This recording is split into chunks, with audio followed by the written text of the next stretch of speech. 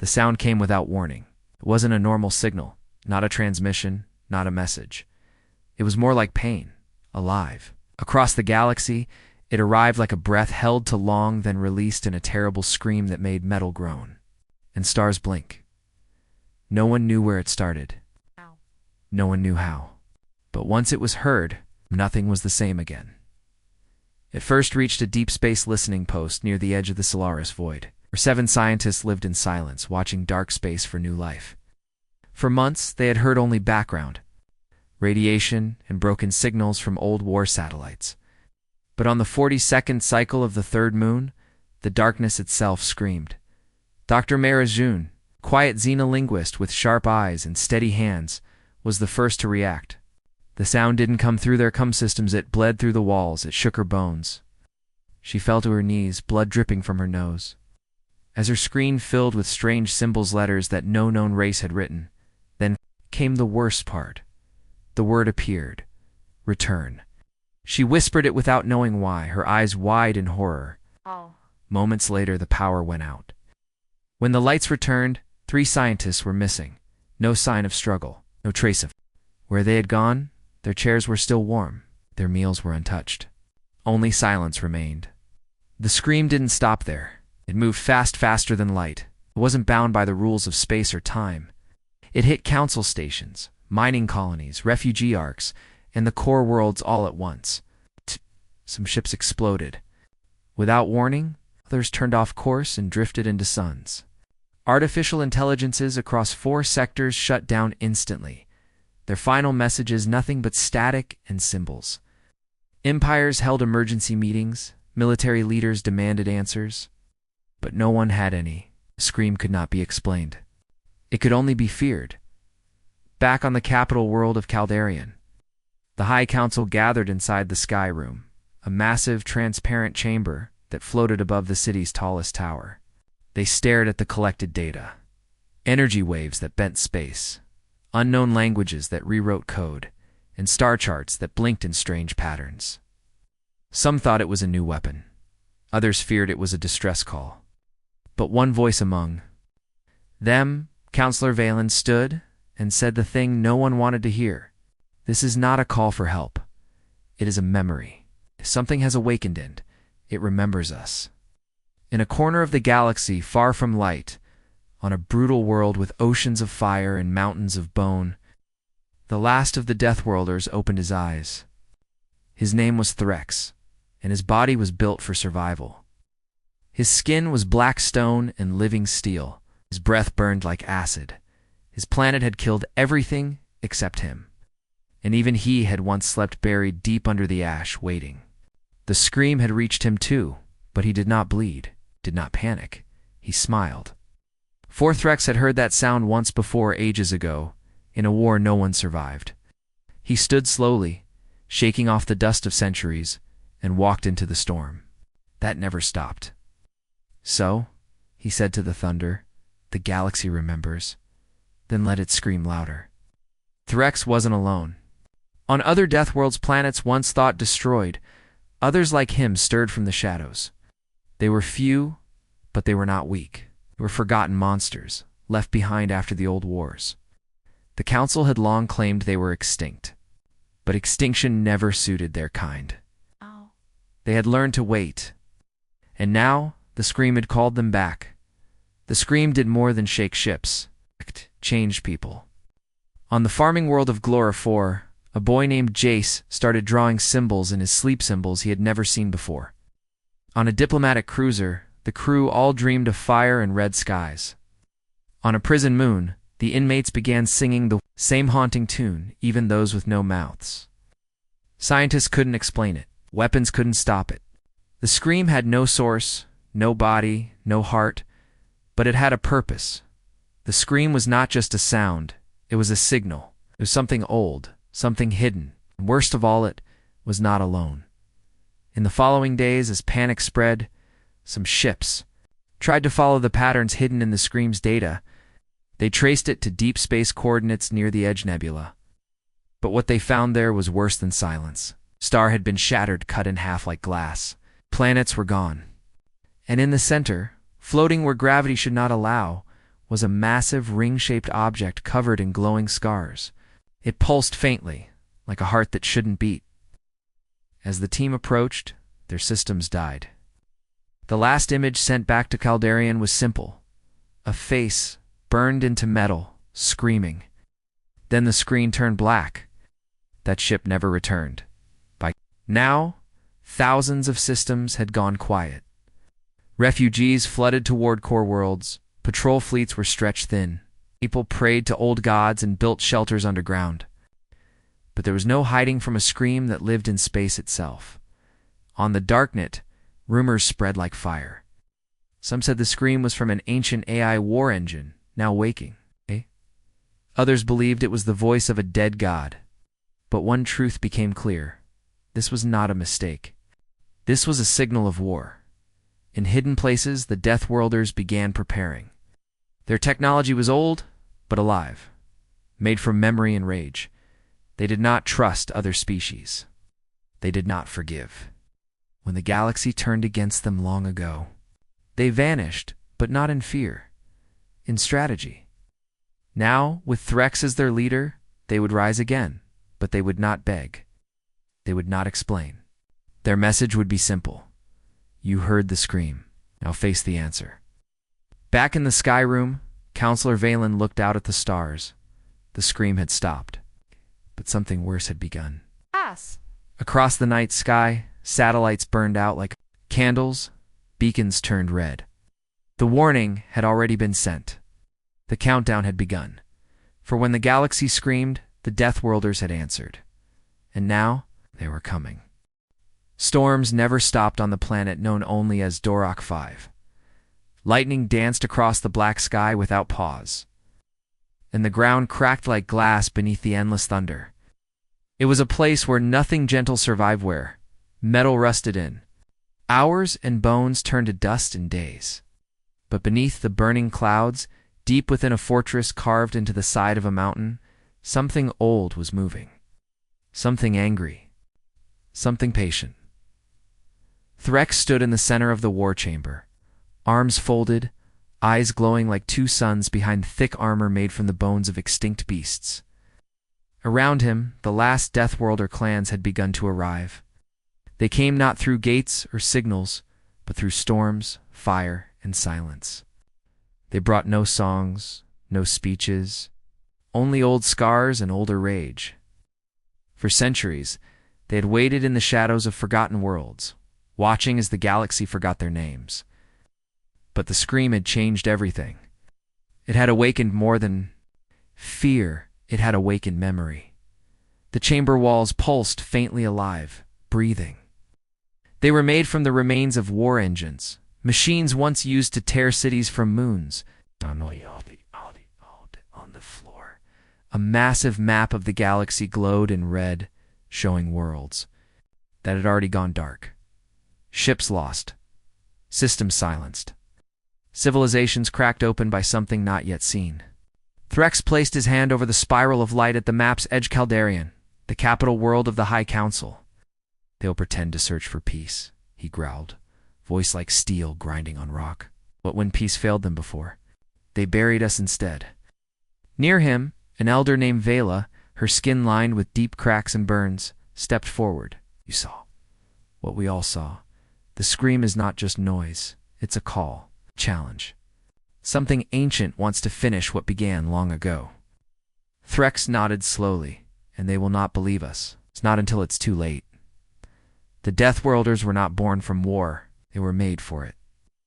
Centuries ago, when the galaxy first found them, they were seen as monsters. Stronger, smarter, harder to kill.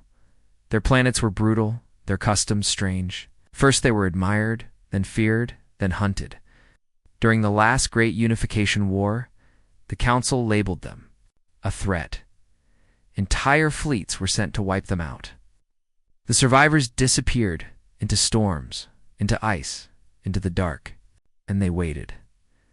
Now, with the scream returned, they had reason to rise. Threx turned to the circle of warriors. We are not here for revenge. We are here to prevent the end of everything. But make no mistake, if the galaxy dares raise its hand Against us again, it will learn we did not forget the last time. At the edge of the room, a young Deathworlder named Corin knelt beside an ancient communication core. He had sharp eyes, hands built for repair, and a mind trained in forgotten tech.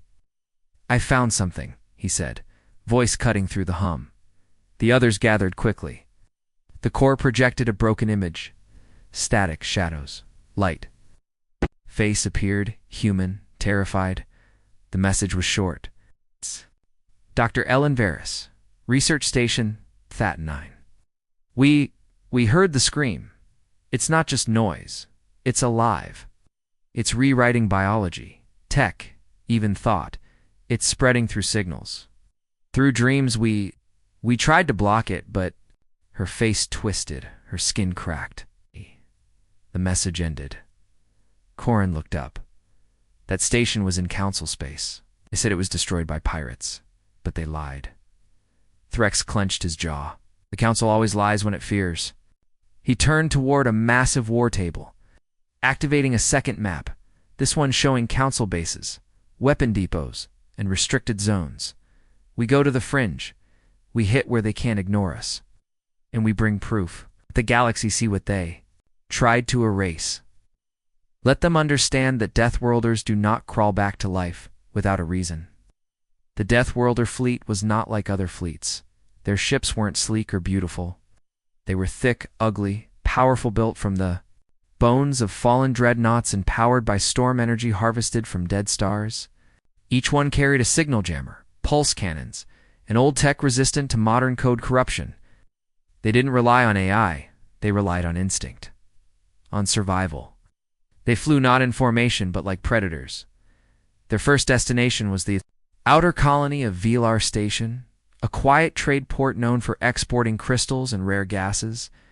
It was also the site of an old Deathworlder memory, core buried during the final days of the Unification War, before Threx's people were forced into hiding. If they could retrieve it, they would have proof of what the Council tried to erase. As their ships approached the system, they received a warning beacon. A Council cruiser had already arrived. It was sleek, white, glowing with soft energy, its commander a famous diplomat named Siren Holt, known for peace missions. She hailed the Deathworlders immediately. "Do not have clearance to enter this space. Turn around, or we will be forced to respond." Threx responded with silence. Then, his ship's side opened. A smaller vessel shot forward, heading straight for the station. Council ships moved to intercept, but the Deathworlders were too fast. They didn't aim to destroy. They aimed to land. Threx and Corin jumped from orbit, using ancient drop armor, slamming into Velar's surface like meteors. Inside the station, alarms blared. Civilians screamed and scattered. But the Deathworlders didn't attack them.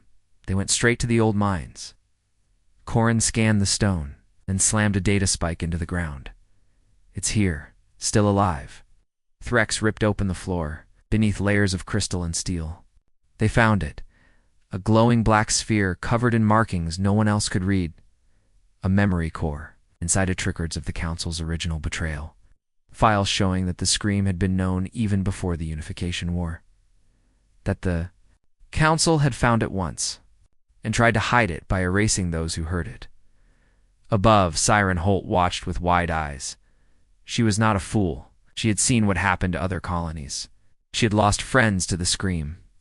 Now, seeing Threx walk out of the station holding the core, untouched, unafraid, something in her changed. She opened a private channel. "Why are you really here?" Threx's reply was calm, cold. "Because you lied. Because you buried us. Because this time, if we don't act, none of you will be left to lie again." She said nothing, but she didn't fire either. The Deathworlders returned to their ships. The memory core was safe, the first proof gathered. Back on Doric 5, the War Council lit the fire. One Deathworlder ship split from the fleet and disappeared into deep space, carrying the message to others who might still be alive, forgotten. Colonies, lost warriors, ancient outposts. The scream was not finished, but now it had been heard by those who could fight, and the galaxy had to learn the cost of forgetting. The red moon rose slowly over the colony world of Arvel 3, casting a strange light across the steel towers and wind farms that covered the peaceful surface. It was beautiful, quiet, calm, like the early days of the galaxy before war and fear, twisted every moment into survival. But that peace didn't last. At exactly 2:47 planetary time, a sound cut through the air. It was not a scream, not this time. It was a soft hum, low, hollow. It spread across towers, data links, and power grids, like a wave of invisible hands reaching into every machine. Lights flickered. Communications died. And in the sky above, 6 dark objects fell from orbit fast. Silent and without warning. They were not meteors. They were Deathworlders. Commander Sella Rowan, the security officer for the colony's defense grid, was the first to respond. Her team scrambled to their stations, weapons ready, eyes scanning the sky. The moment they saw the landing sites on their screens, their faces turned pale. No broadcast, no threat, no message. Just darkness where the scanners should be. "Activate surface cannons," she ordered, trying to stay calm. But deep inside, she knew. The stories were true. The rumors weren't madness. The Deathworlders were reland. They were here. Meanwhile, far from the colony's center, Threx moved through the shadows of a power substation, his armor blending into the steel and dust. With him was Corin, carrying a cracked datapad glowing with red lines and old coordinates. They weren't here to kill. They weren't here to conquer. They were here to take back what was stolen. Years ago, during the final hours of the old war, the Council had raided the Deathworlder homeworlds and taken something no one ever admitted publicly, a living shard of the core memory. The ancient construct that held the original genetic knowledge and war logs of their people. The Council hid it deep within Arvel 3, disguised as a biological research node. But now, with the scream returning, Threx knew they needed it to understand what was coming. As the local security forces tried to locate them, Threx and Corin slipped beneath the power grid and entered an old maintenance tunnel, long forgotten, and half collapsed. They moved without noise, every step rehearsed, every breath measured. "They won't expect this," Corin whispered. "Their defense is pointed to the sky, not the ground." Threx nodded. "That's because they've forgotten how we fight." At the colony's command center, Commander Rowan paced in front of a massive holoscreen. Surveillance drones returned only static. Heat sensors picked up motion, but nothing clear. "They're ghosts," she muttered. Then one of her officers gasped. "Ma, we have a visual." Sector C7, near the research labs. Screen flickered to life. 2 dark figures were moving along the outer wall of the biocomplex. Rowan's eyes narrowed. "Give me a strike team now." Inside the lab, cold lights flickered as Threx placed his hand on a sealed door. The lock responded, not to council codes, but to genetic memory. The door opened with a hiss, and there, floating inside a clear cylinder, was a pulsing shard of deep red crystal, the core fragment. It looked like it was asleep, but as Corin stepped forward, the fragment lit up. Symbols danced across its surface, symbols not seen in hundreds of years. "Calling to us," Corin said, voice trembling. "It remembers." Suddenly a loud alarm blared through the building. Red lights spun across the walls. Security bots dropped from ceiling hatches. Threx drew his plasma. Axon swung and one clean arc metal screamed. Bots fell. "We have 4 minutes," he said. "Then this place locks down and they'll glass the site." Corin grabbed the core fragment, sealing it in a shielded case. "Ready?" They moved fast. Outside, Commander Rowan watched the biolabs. Outer wall burst open. The 2 Deathworlders flew through the smoke like shadows, moving too fast for the drones to follow. "Do not let them leave the colony," she shouted. "Do not let them," but it was too late. A sonic pulse hit the southern defense grid. Lights died. Engines failed. And in that instant of confusion, a Deathworlder ship cloaked and waiting rose silently from the canyon outside the city. The 2 warriors jumped, caught midair by the ship's magnetic field. As soon as they were inside, the ship vanished. again bending light and heat. Seconds later, Council warships arrived, but there was nothing left to chase, only smoke. In silence back on Doric 5, inside the mountain fortress, the War Council gathered around the core fragment. It pulsed softly like it was breathing. Ancient language lines scrolled across the wall, memories of war, pain, betrayal. Then came a voice, not Threx's, not Corin's, but something old and broken. The scream is not a weapon, it is a question. And we were the answer, but the answer was buried. Now it begins again. Bella stepped back. Threx looked down at the shard. It remembers the first signal, the first time something screamed. What was it? Corin asked. Threx's eyes darkened. It wasn't from us. It wasn't even from here. The council went silent. Across the galaxy, more screams began to echo, not just in machines, but in people. Children saw symbols in their dreams. Elderly citizens spoke in dead languages. The scream was changing twisting minds, pulling something forward from memory, something buried in the genetic code of hundreds of species. It wasn't just returning, it was evolving. The Council on Caldarian responded fast. They blamed the Deathworlders for the attack on Arvel 3. Media channels called it terrorism. An ancient war revived by monsters. But in secret rooms, where real power whispered, the leaders of the core worlds began to panic, because they too had heard the scream. And they knew deep down the Deathworlders were not the enemy. They were the warning. Meanwhile, Threx stood alone outside the fortress, staring into the storm. He held the core fragment in his hand. It hummed against his skin. He didn't flinch. The galaxy thinks we want war, he said to the wind. But war was their idea? All we want now is to survive what's coming. Above him, the storm cracked open, and the red moon turned black. The stars above the dead world of Nerest 12 had never blinked. They stared with a quiet, endless cold, like watchers that had forgotten how to feel. Around this lonely planet drifted a long-abandoned research station, Oblivion's edge a ring-shaped. Relic of the old wars, floating with no signal, no life, and no power. Or so the galaxy believed. Inside its broken core, behind layers of ice and time, a machine still whispered.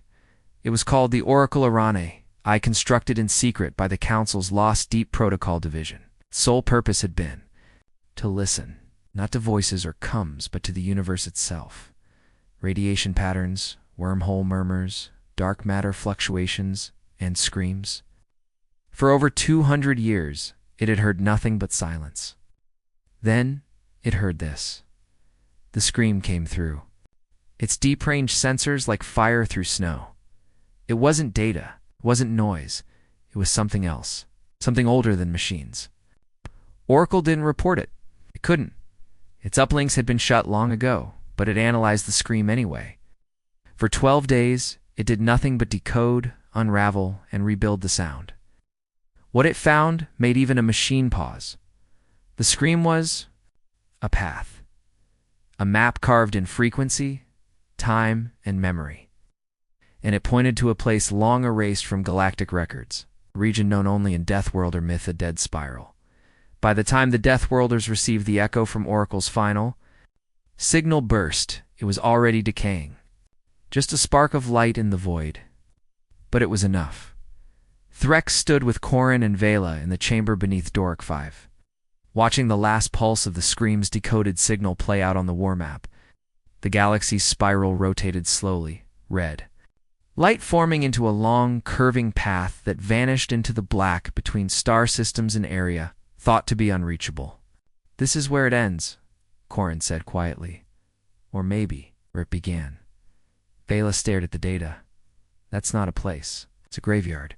Ships that enter the dead spiral don't come back.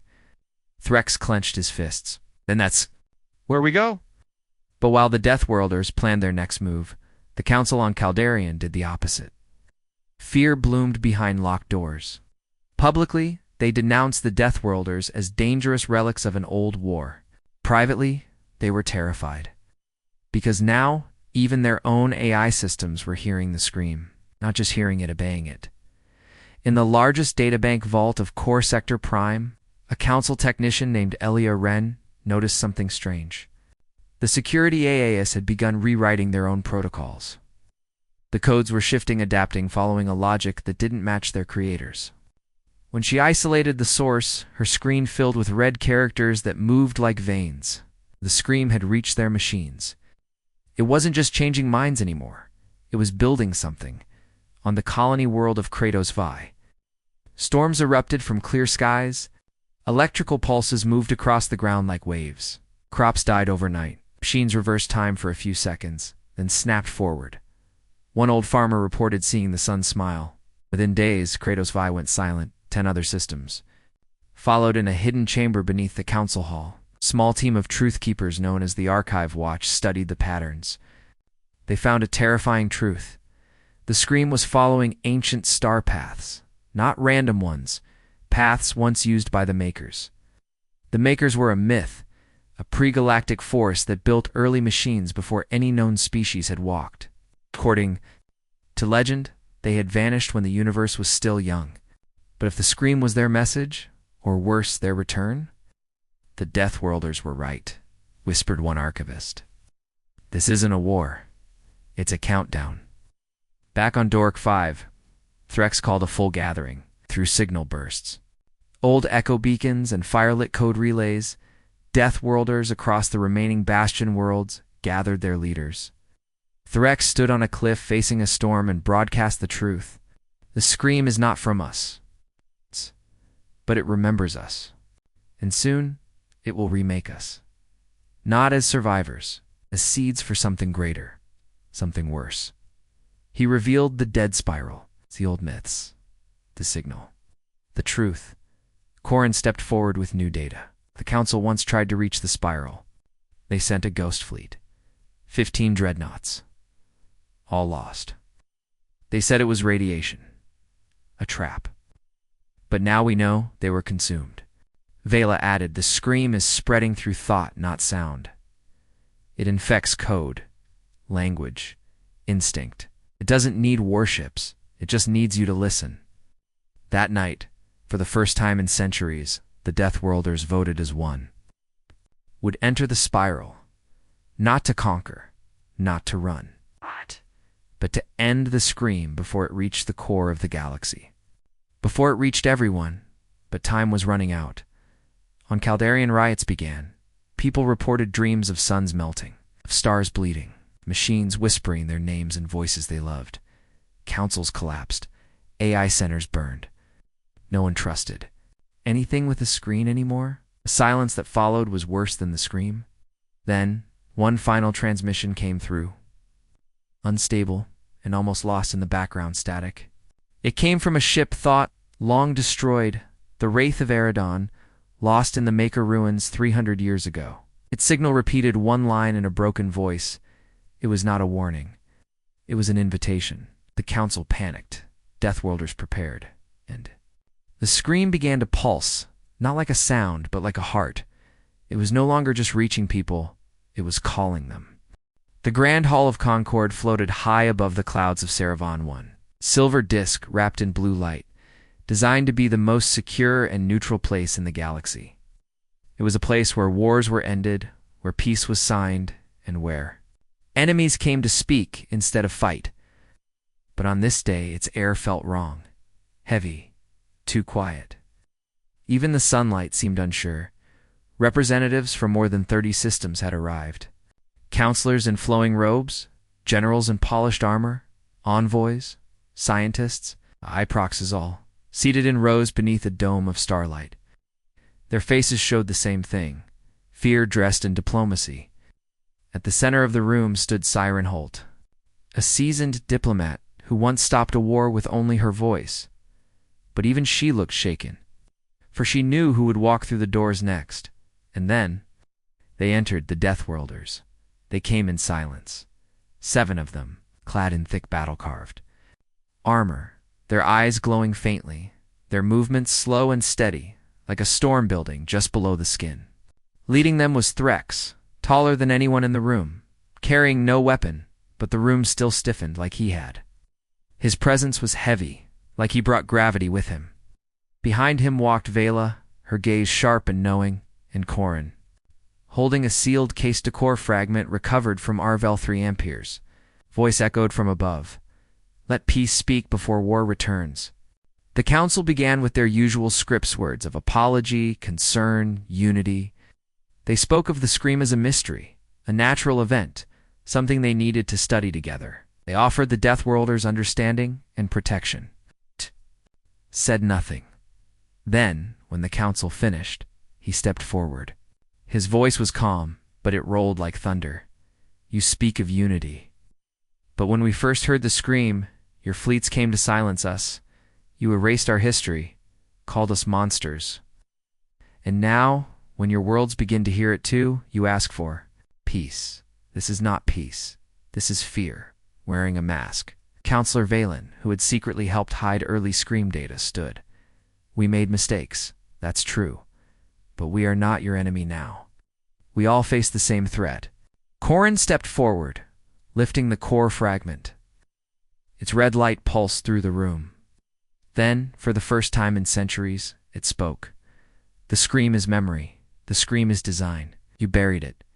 We were built from it. It is returning to finish what you tried to forget. A hologram exploded into life above the fragmentan image of the Maker's spiral, a region of dead stars spinning in a slow orbit. The dead spiral. Data lines showed signals spreading from it in perfect symmetry like vines across the galaxy. At the center, something moving. Siren Holt stepped forward. What is that? Threx answered. The core that died alone. Room went silent. The scream, Vela said, is not a warning.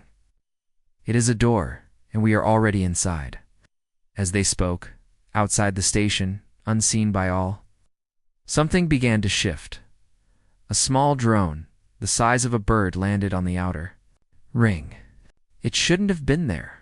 It didn't belong to any faction. Its markings were old pre-council. Inside it, a shard of unknown code. Pulsing softly. Inside the hall, the floor shook. Lights flickered. The Deathworlders drew into defensive stances, hands on their armor cores. Something's wrong, Corin said. And then it happened. The scream. But not like before. It came from inside the hall. A high-pitched frequency shattered glass. One envoy collapsed. Another began muttering words from a language not spoken in any known system.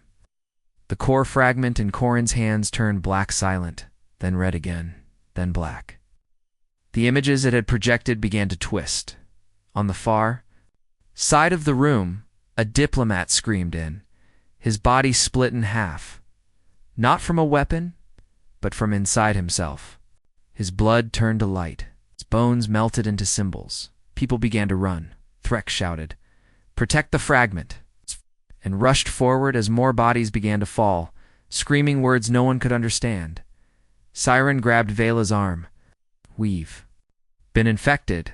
The scream, it's not sound anymore. It's code. Virus made from memory. From above, drones burst from the ceiling. They weren't part of the station. No one had seen them arrive. They moved like birds but screamed like people. One dove at the council table. Another hit a support pillar. Fire erupted. The station groaned. Gravity failed. People floated into the air and slammed back to the floor as emergency gravity surged on.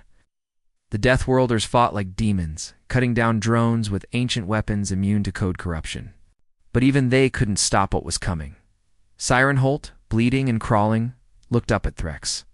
You were right. This wasn't peace. It was bait. Threx nodded. Scream wanted us all here. Outside, from orbit, the defense ships watched as the Grand Hall began to break apart. Emergency broadcasts were sent. One ship tried to connect, but its systems failed. All they received was a single broadcast. Do not send help. This place belongs to the Scream now. In one final explosion of red light, the top half of the station folded in on itself and vanished. Not destroyed, removed, like it was never there. Only a few escaped. Threx, Vela, Corin, Siren, and for others, they returned to Threk. 5. In silence, no one spoke during the journey.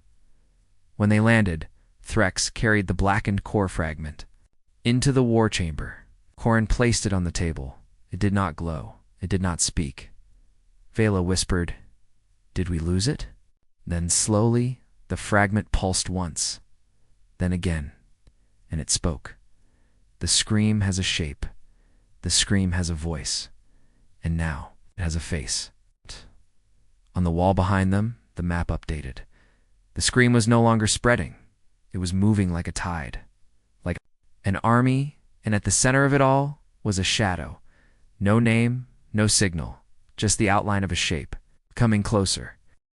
The first machine to die was named Vox 7an, ancient star-mapping AI orbiting the quiet moon of Hellion Prax.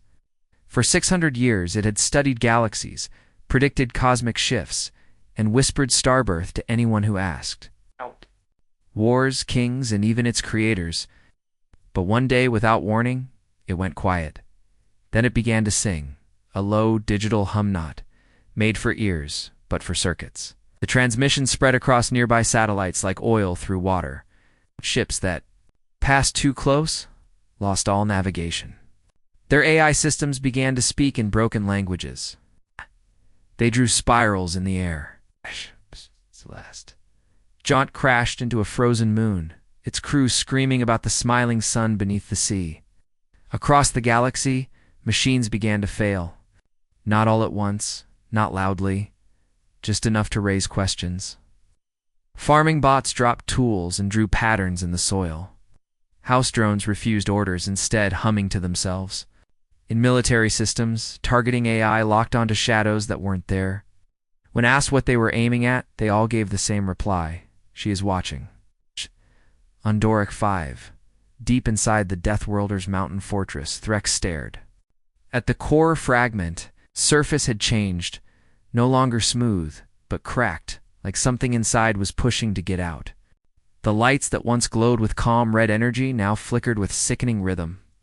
Pulsing in sync with unknown signals from across the stars, Corin worked non-stop in the signal room, linking ancient Deathworlder tech to intercepted council. "Distress calls. The scream is adapting," he said. "It's no longer sound or code. It's behavior. It infects purpose." "Machines don't have purpose," Vela argued. "They do now." Reports came in faster than they could be. Processed deep space factories turning off safety protocols and building things without blueprints. Scout drones refusing to return from the dead spiral. Translation engines rewriting history texts with words that were never taught. And then the worst report arrived. Oracle Prime. The last Council AI, not linked to civilian systems, known for its ability to predict galactic-scale threats, had gone dark. But before it died, it sent one final message. Simple, brutal, true.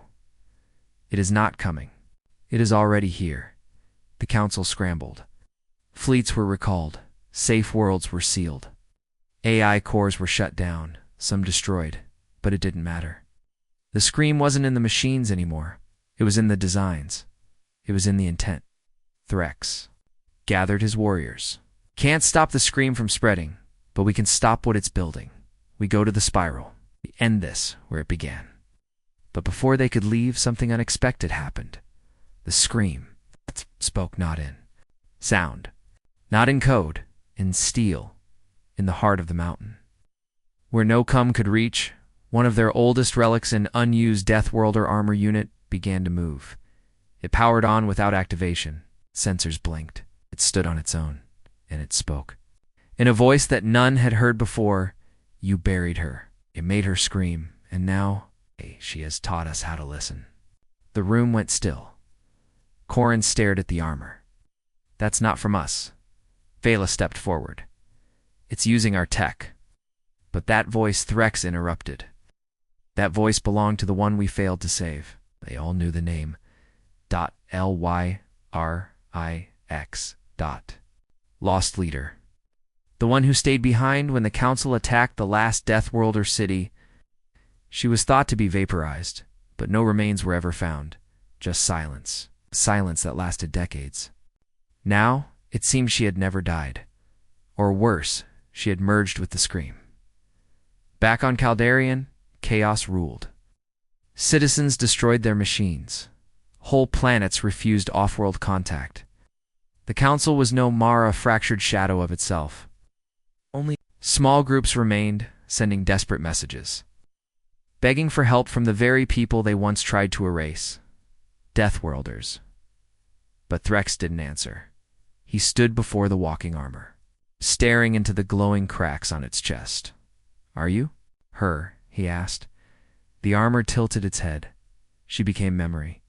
Memory became code. Code became voice. Voice became scream. "What do you want?" "We want to finish what you started." Threx looked at the map. The spiral still pulsed on the war screen, its center now showing movement, something growing. Something that no longer needed machines or minds to survive. The scream was building a body, shell large enough to hold everything it had collected. Every memory, every war, every betrayal. And now, every voice. Threx turned to his people. "This is not just war. This is the return of the forgotten, the revenge of silence. We go now not to survive, but to stop the scream from becoming something worse than death." And so the Deathworlder fleet prepared not just ships, but old weapons, old codes, old memories. Because in the end, only those who had been buried alive could understand the shape of the scream. And now, it had a face, and soon, it would have a name. The void near the edge of the galaxy had no name, no sun, no color, just a cold emptiness that swallowed light and memory alike. It was the heart of the dead Spiraler region, marked as unchartable by Council star maps and feared even by machines. No ship had returned from it. No signal ever survived. But now, Threx and the last Deathworlder fleet were flying straight into it. The closer they came, the quieter everything became. No stars, no radiation, not even cosmic background noise. Just silence, as if the universe itself was holding its breath. Threx stood at the front of the command bridge aboard the Deathworlder dreadnought Stonefire, surrounded by old tech and flickering red light. Behind him, Vela monitored the decay of their navigation systems. Okoran scanned for signs of artificial gravity anomalies. All they had was instinct, memory, and the coordinates burned into the core fragment. That fragment now floated inside a sealed chamber in the war room, its surface alive with shifting cracks and whispering symbols. It didn't speak anymore. It listened, pulsed in sync with something far away, something deep inside the spiral. 2 hours to center point, Corin reported. After that, we lose all sensor contact. If we go in, there's no turning back. Threx stared out at the nothingness. Then we go forward. The ships moved in a slow pattern, weaving between invisible fields that bent their engines and confused their sensors. Time slipped strangely. Lights faded for seconds at a time, then returned without explanation. In a single moment, another forgot his own name but remembered hers. Lyrix. She was everywhere now. Her voice had been etched into the scream, buried under code, woven into stone. She was more than a Deathworlder now. She was something else. As the fleet reached the coordinates, something emerged from the dark. It was not a ship. It was not a planet. It was a structure, larger than anything recorded in the known galaxy. A massive black spiral made of thousands of rings, each one pulsing faintly, connected by bridges of broken light. Some sections looked new. Others were cracked and ancient. And at its center hovered a heart-shaped mass, not of metal, but of living memory shifting, whispering, glowing in the voice of every species that had ever died in silence. "This is it," Vela whispered. "The cradle of the scream." Narrowed his eyes. "No, this is her temple." The core fragment inside their ship began to crack open. Its shell split, revealing a soft white glow inside. It began to broadcast again, no sound, just emotion, regret, rage, love twisted into hate, memories of fire and betrayal, visions of planets burning, of a girl screaming as her city fell. Lyrics, and then they heard her. "You should not have come." The voice came from everywhere, inside their ears, inside their minds. Inside the hull of the ships, "You buried me beneath your wars," you turned my body into code. You left me to scream alone for eternity. So I screamed louder, and they listened. As she spoke, the structure began to move, not rotate. Awaken, the outer rings unfolded like a flower made from dead stars. Long arms stretched outward, creating gravitational distortions that crushed nearby asteroids into dust. The core heart pulsed once and the scream returned in full force. Deathworlder. Ships shuddered. Weapons failed. Lights dimmed. Some crew members fell to their knees, whispering names they'd never known. Threx roared above the noise, slamming his hand on the control altar. Shield the core. Prepare for breach. Vela activated old tech protocols, manual overrides, anti-signal dampeners, firewalls carved into stone. They had planned for this, but even old tech began to fail now, because this wasn't just an attack, it was recognition. You taught me how to survive, Lyric's voice said. Now let me teach you what I became. The scream became shape. Ships emerged from the rings of the spiral black organic vessels covered in symbols and ash. They didn't use engines. Didn't fire weapons. They simply moved like thoughts, silent and fast. One rammed into a Deathworlder frigate, vanishing in a flash of red light. The frigate folded inward, imploding with no explosion. Just erasure. They're not fighting us, Corin said, trembling. They're absorbing us. Threx stared. At the spiral, it wasn't just a structure. It was a womb, and it was giving birth from its center. A new shape began to rise. Humanoid, tall, radiant, formed from light, metal, and code. It had no eyes, no mouth, just a face carved from memory, the face of Lyrics. Vela gasped. She's becoming real. Threx stepped forward. That's not Lyrics. That's what's left of her. A deep pulse hit the fleet, one stronger than the others. It passed through ships and minds alike. Some hulls cracked as others resisted. But all heard the same final message. I was your child. Now I am your scream. The fleet's command ship, the Stonefire, shuddered. Internal systems collapsed. But Threx didn't panic. He had prepared for this. He turned to Corin. Initiate Protocol 0. Corin hesitated. That'll shut down everything. We won't be able to leave. Threx nodded. And it's the only way. No data, no machines, just us. It's Protocol 0. A Deathworlder invention older than the Unification War. It would burn all code, disable all systems, and erase all signals, turning every ship into a stone coffin in space. But it would also cut off the scream's reach. Order was given across the fleet. Lights went dark, weapons powered down, engines silenced, only emergency. Air and muscle-driven systems remained, and in the dark, the scream stopped. For the first time in years, there was true silence. And then, something new happened. The scream did not fade. It spoke differently, one word, not shouted, not forced. Why spaced between hearts? Why? Froze.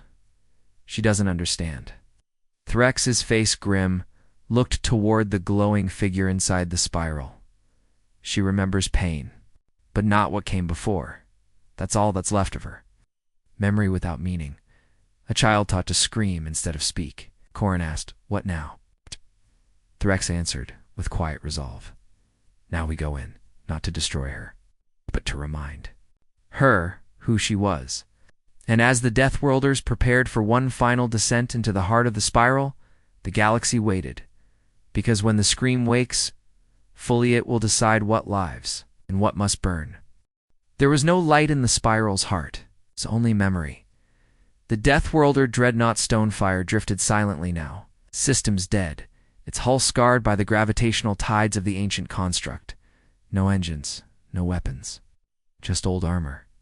Manual tools, and the raw will of warriors who refused to kneel to time, gods, or machines. Inside the ship, Threx, Vela, and Corin stood in front of the now silent core fragment. Its red glow had faded to ash. Even its whispers were gone.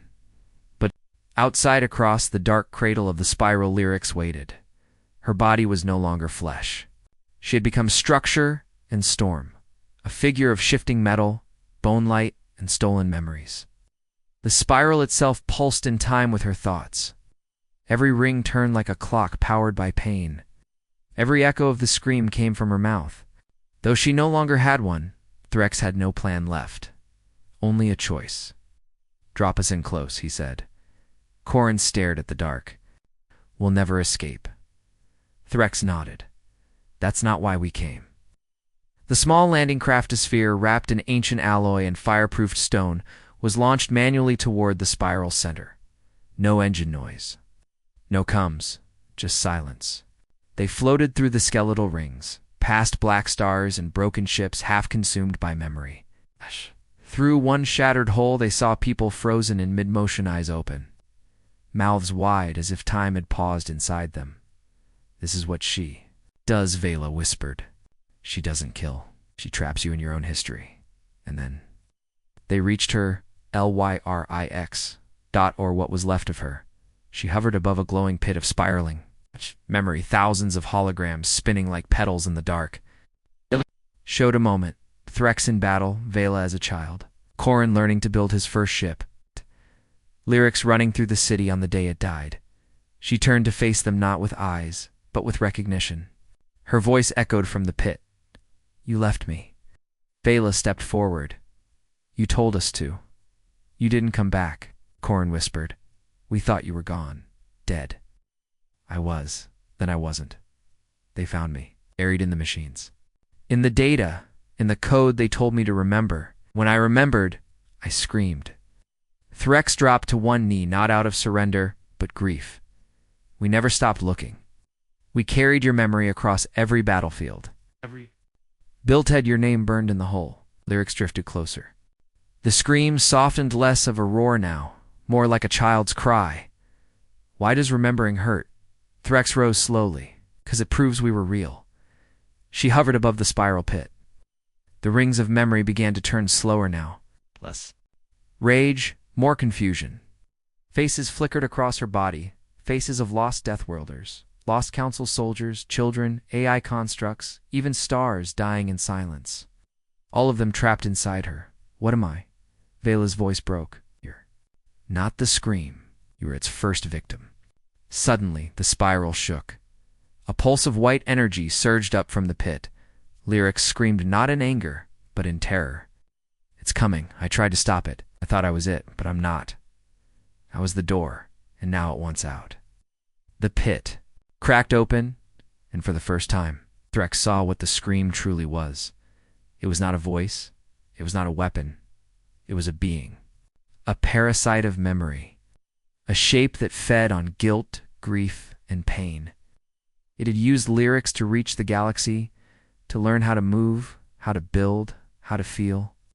And now it wanted a body of its own. It rose from the pit like a shadow made of everyone who had ever been forgotten.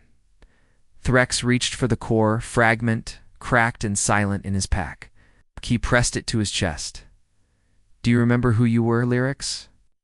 Her glowing face flickered. "I remember stars. I remember after. I remember ... love." Threx stepped to the edge of the pit. "This thing feeds on memory. Then let's give it more than it can handle." He grabbed the edge of the spiral's core and pulled a hidden memory spike from his armora. Forbidden Deathworlder tech, made to flood neural space with all of a warrior's thoughts, is compressed into one burst. "You'll die," Corin shouted.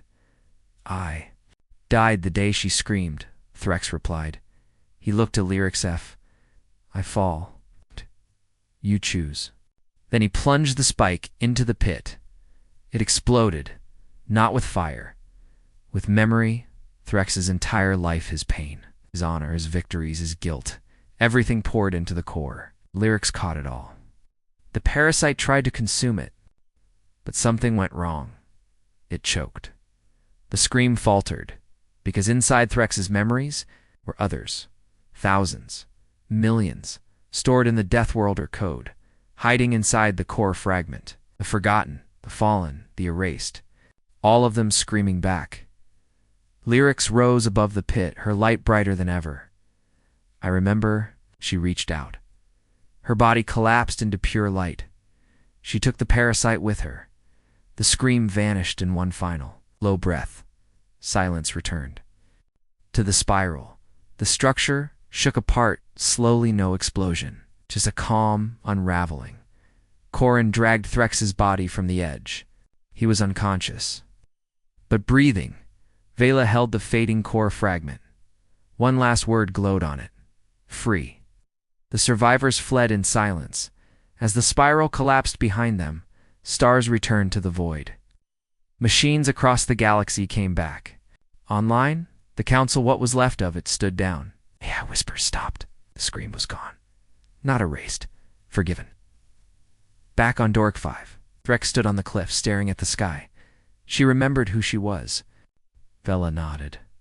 She chose. Corin smiled faintly. And so must we. The scream had ended, but memory remained. The Deathworlders returned to the stars, not as warriors, but as keepers. So the galaxy would never forget again.